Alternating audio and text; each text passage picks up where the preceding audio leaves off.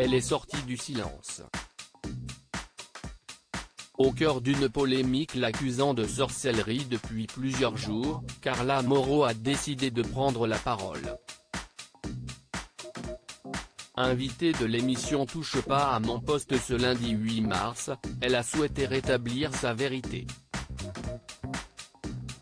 Je suis venue pour vous raconter mon histoire, ce qui s'est réellement passé, depuis le début, commence-t-elle par dire.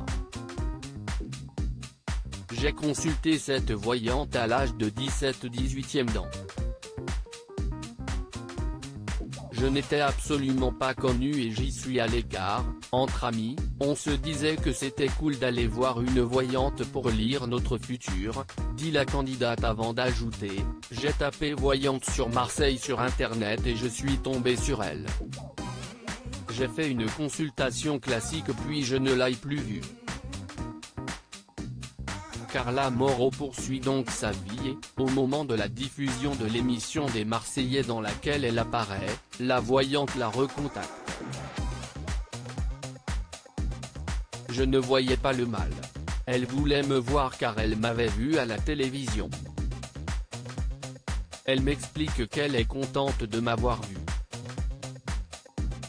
Elle avait une relation amicale avec moi, confie-t-elle avant de préciser, je pensais qu'elle voulait mon bien, j'avais confiance en elle.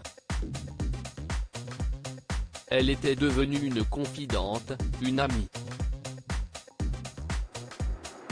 Cette conversation marque le début d'une amitié qui va très vite se transformer en cauchemar.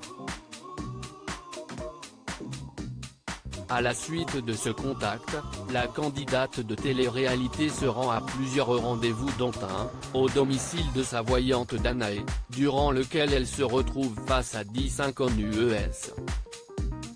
Elle était avec une dizaine de personnes et m'a dit, tu m'as dit que tu voulais réussir dans ta vie, gagner de l'argent. Je peux réaliser tout ça. Mais pour ça, il faut que tu me formules des choses, que tu me les dictes. Elle me parle de dons qu'elle possède et j'ai la pression parce que j'ai 10 personnes autour de moi que je ne connais pas, confie Carla Mauro. Elle ne me laissait pas partir tant que je ne formulais pas les choses que je voulais, avoue-t-elle avant d'ajouter, à chaque fois, elle enregistrait les choses à mon insu.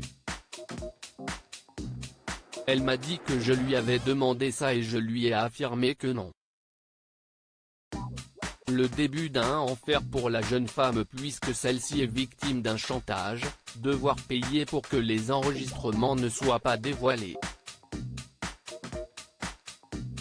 Je suis partie dans un engrenage, je ne pouvais plus faire machine arrière, conclut-elle. Ainsi, en seulement 4 ans, la voyante lui aurait extorqué 1,2 million d'euros. L'ouverture d'une enquête après avoir rétabli sa vérité au sujet de ces accusations, Carla Mauro, accompagnée de son avocat sur le plateau, a affirmé avoir déposé plainte il y a quelques jours contre les personnes à l'origine de ce calvaire. Pour rappel, une enquête était déjà en cours suite à la première plainte déposée par la famille de la jeune femme. La voyante devrait être de nouveau entendue par la police prochainement.